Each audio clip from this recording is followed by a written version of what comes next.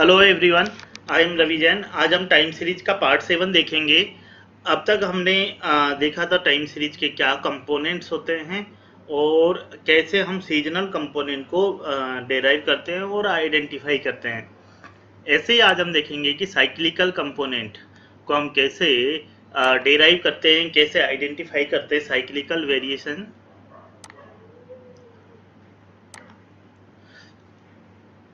जो cyclical variation है उसको निकालने का जो मेथड है, देखो आपके पास जो भी मान लो वाई टाइम का कोई डाटा है, इसमें टी, एस, सी और आई, ये चार कंपोनेंट इंक्लूड होते हैं। आप चाहे तो इनको अगर मल्टीप्लिकेशन मॉडल में देखें तो, या ऐसे अगर एडिटिव मॉडल में देखें तो T plus S plus C plus आई।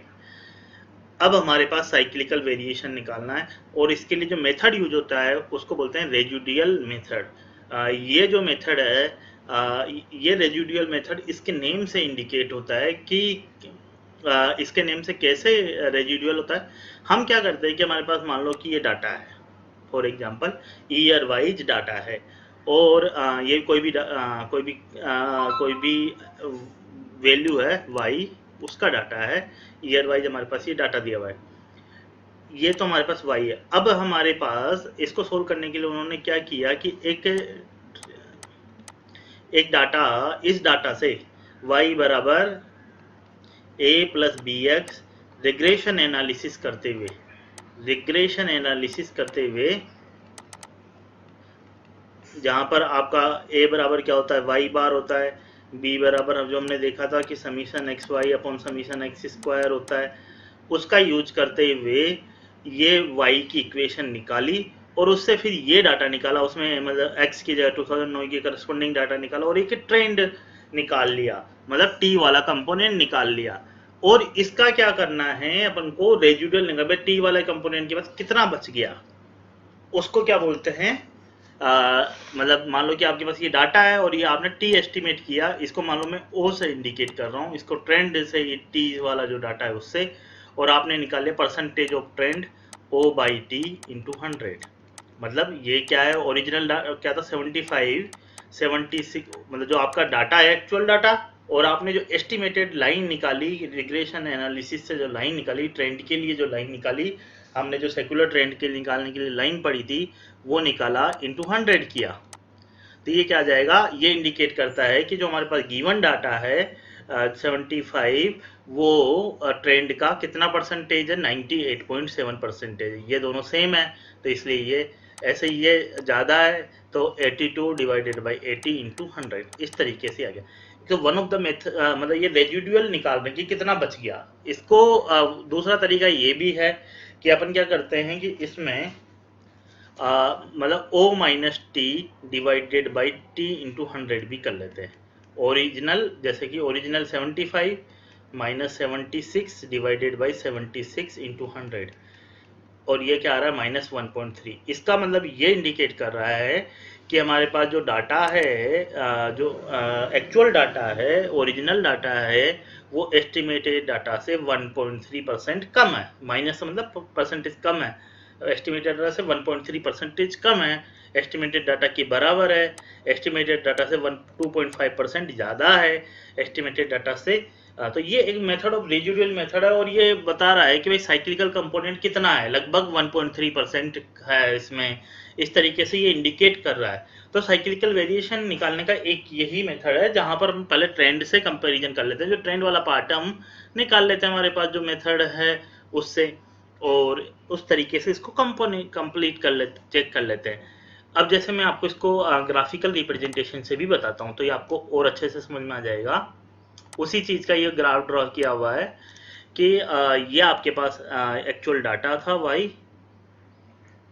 और ये जो था ये साइक्लिकल फ्लक्चुएशन जो भी आए उनको आपने ड्रॉ किया है।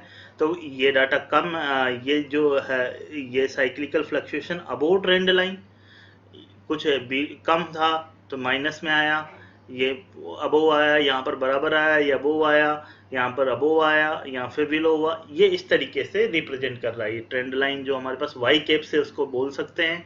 हमने इसको बोला है ट्रेंड टी से और इसको वाई को बोला है ओ से, ठीक है। तो ये आपको समझ में आ रहा होगा कि क्या कंसेप्चुअल हम समझाना चाह रहे हैं यहाँ पर।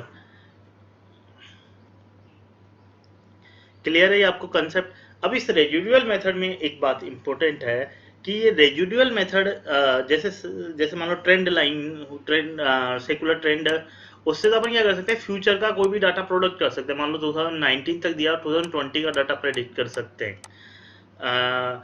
ऐसे सीजनल वेरिएशन, सीजनल इंडेक्स से हर मतलब अपन क्वार्टर वाइज एक बार अपने सीजनल इंडेक्स निकाल ले तो हो सकता है 2020 के फोर्थ क्वार्टर के लिए भी अपन बता देंगे। पर रेजिडुअल मेथड में ऐसा कुछ नहीं है। Residual method only cyclical component को सेपरेट करता है, पर अपन इससे कोई फ्यूचर का प्रेडिक्ट नहीं कर सकते। क्लियर है ये कंसेप्ट। तो ये रेजिडुअल मेथड है। और आपके एग्जाम में क्या आता है कि वो पूछते हैं कि कौन सा मेथड कब यूज किया जाता है न्यूमेरिक। तो आपको ये कंसेप्चुअल क्लियरिटी रहनी चाहिए। अब हम कुछ दो तीन क्वेश्चन, तीन चार क्वेश्चन लेंगे ओल्ड पेपर्स, ताकि आपको ये हमारा चैप्टर कंप्लीट है, ये मतलब पूरी अंडरस्टैंडिंग को समझा दिया है। अब इसमें हम तीन चार क्वेश्चन लेंगे तो आपको जो अब तक ने पढ़ा उसको और अच्छे से समझ में आ जाएगा, जो ओल्ड पेपर्स के।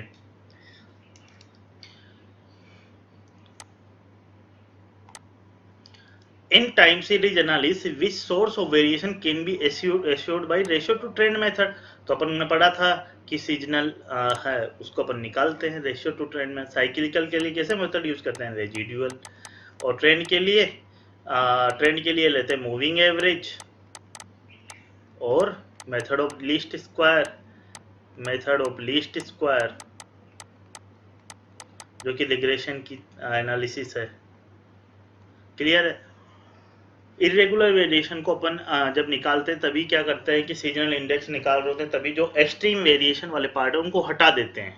ठीक है, तो वो से इरेगुलर वेरिएशन निकल के आ जाता है। In the measurement of secular trend, जो कि ट्रेंड होता है, मूविंग एवरेज। अगर आप मूविंग एवरेज लेते हो तो भाई मूविंग एवरेज क्यों लेते हो?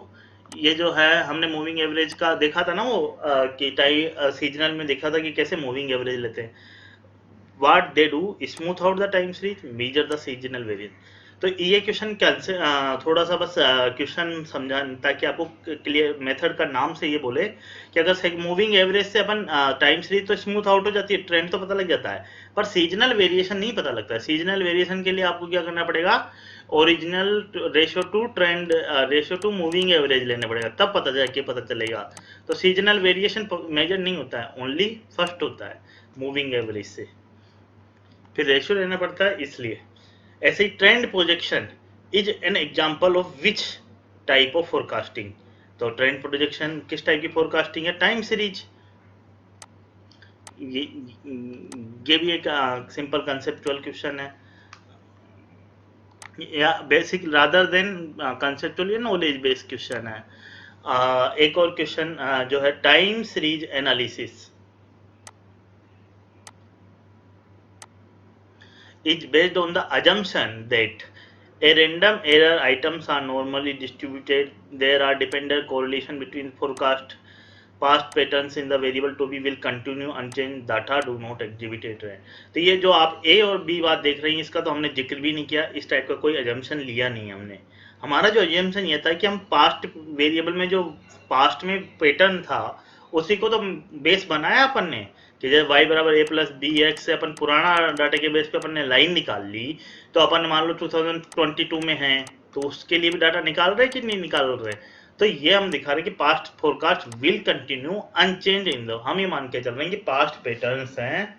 तो ये हमने देखो कि हमने ये जब डिस्कस किया था तो हमने कोई एक्सप्लिसिटली क्लियरली ये डिस्कस नहीं किया, पर हमें हर कंसेप्ट का अंदर का मतलब समझना है। एग्जाम्पल से भी समझ सकते हैं, और उसके जब हम पैटर्न लेते हैं तो हम एग्जांपल लेते हैं तो आपको क्लियरली समझ में आ जाएगा। ऐसे ही एक और क्वेश्चन अपन लेते हैं, in the theory of time series shortage of certain consumer goods before annual budget is due to.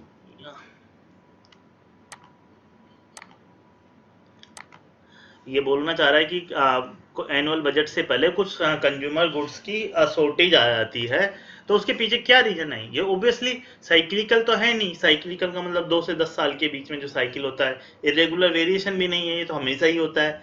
Secular trend भी नहीं है जो कि हमेशा फॉलो होता है, जो कि लंबे समय तक। ये सीजनल वेरिएशन है, ये इंडिकेट कर रहा है कोई पर्टिकुलर सीजन को, पर्टिकुलर एनुअल बजट के due to annual budget this phenomena is happening and it is happening every year.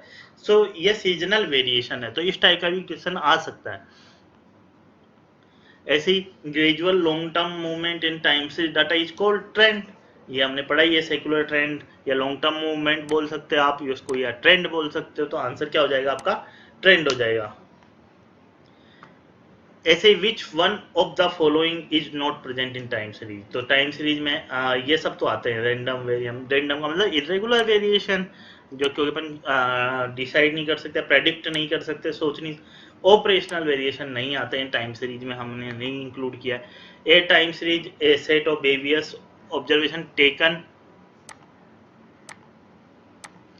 Eight a specified time. Usually जो ये टाइम होता है वो यूजुअली अपन क्या रखते हैं? इक्वल इंटरवल रखते हैं ना, 2012, 2013, 2014, इस तरीके का डाटा होता है।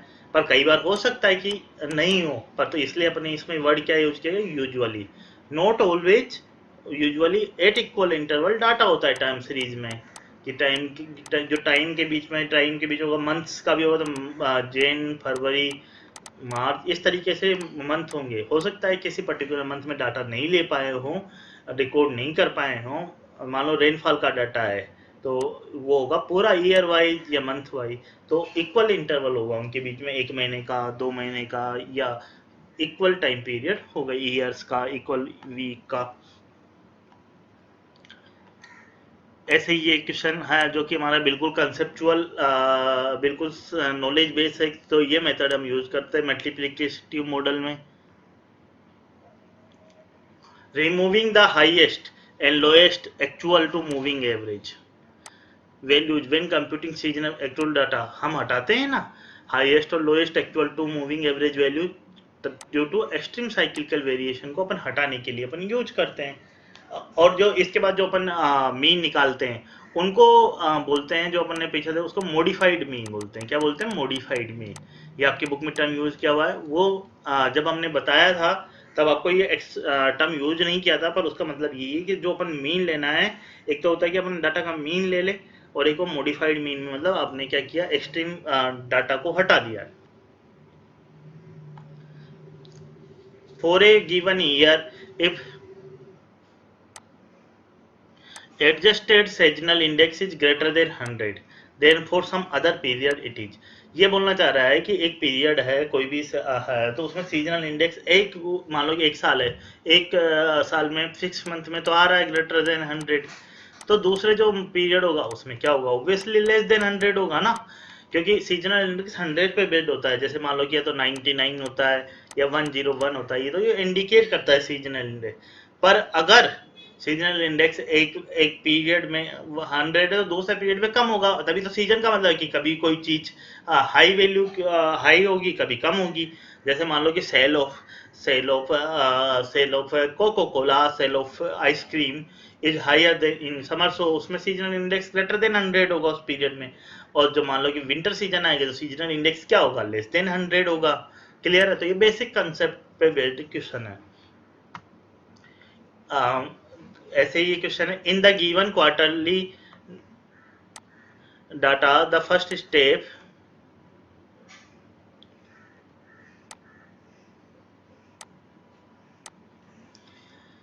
In computing seasonal index is calculating. तो अपन ने जब सीजनल इंडेक्स निकाल रहे थे तो उससे पहले क्या निकाला था? मूविंग एवरेज निकालना चाह रहा था, पर सबसे पहले अपन को क्या करना पड़ेगा? क्वार्टर का टोटल किया था, फिर उसके बाद उन दोनों क्वार्टर का टोटल करके फिर उनका बाद में एवरेज लिया था। तो इसका आंसर क्या हो जाएगा? 4 क्वार्टर मूविंग टोटल लेंगे अपन सबसे पहले, तो सी आंसर हो जाएगा इसका। द रिजल्ट ऑफ डिस्कार्डिंग, इसको इन्होंने वही क्वेश्चन सिंपल सा पूछा है। जब हम लोग जो सीजनल इंडेक्स निकालते हैं, आप इसको समझने के लिए सीजनल इंडेक्स वाला जो मेरा लास्ट वाला पार्ट है उसको देख सकते हैं दोबारा, तो आपको अच्छे से क्लियर हो जाएगा। तो result of discarding extreme values before averaging is called modified mean. ठीक है, एक और हम क्वेश्चन लेते हैं last. The repetitive movement around a trend line in A 4 month period is best described by. तो अगर मान लो 4 month पीरियड में अगर रिपीटेटिव मूवमेंट है ट्रेंड लाइन के अराउंड, तो ये बहुत शॉर्ट पीरियड है, इसमें जो भी वेरिएशन होगा वो क्या होगा, सीजनल वेरिएशन होगा, साइक्लिकल नहीं होता। साइक्लिकल 2 से 10 साल के बीच में, सेकुलर तो लॉन्ग टर्म का है, इरेगुलर रैंडमली हो रहा है। तो आंसर क्या होगा इसका, सीजनल वेरिएशन। इसी के साथ हमारा ये जो चैप्टर है हम उसको कंप्लीट करते हैं। और अगर आप इसमें सीआईबी में जो, अगर आप एबीएम में जाएंगे तो उसका जो पार्ट 2 है वो हमारा कंप्लीट हो गया है इसके साथ। तो अगर आपको कोई भी डाउट है, क्वेरी, तो आप कमेंट बॉक्स में डालिए। ये जो हमारा ये चैप्टर है इसका जो नाम था इस मॉड्यूल का वो था business mathematics. Thank you very much.